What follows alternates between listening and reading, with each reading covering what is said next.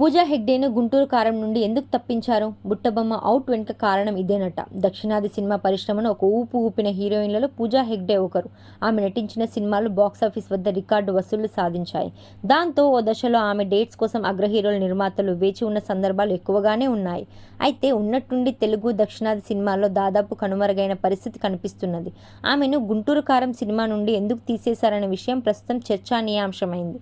ఆ విషయంలోకి వెళ్తే పూజా హెగ్డే తన కెరీర్ ఆరంభంలో వరుస ఫ్లాపులు చవిచూసింది. అయితే దువ్వాడ జగన్నాథం సినిమా సక్సెస్తో కెరీర్ గ్రాఫ్ను రివ్వున ఎగిరేలా చేసింది.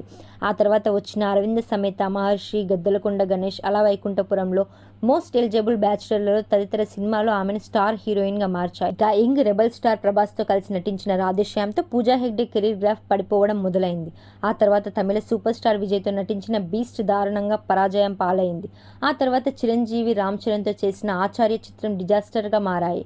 దాంతో ఆమె వైపు హీరోలు చూడాలంటే భయపడాల్సిన సందర్భాలు ఉన్నాయని సినీ వర్గాలు వెల్లడించాయి.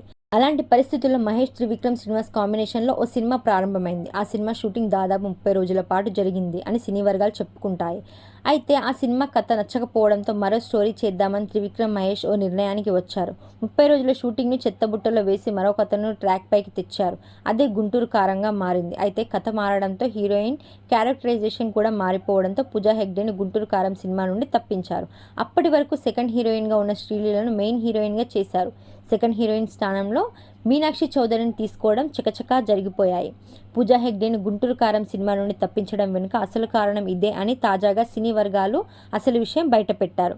ఇదిలా ఉండగా ఊహించని విధంగా ఫ్లాప్ హీరోయిన్గా ముద్ర వేసుకుంటున్న పూజా హెగ్డేకు వరుసగా దెబ్బ మీద దెబ్బ పడింది.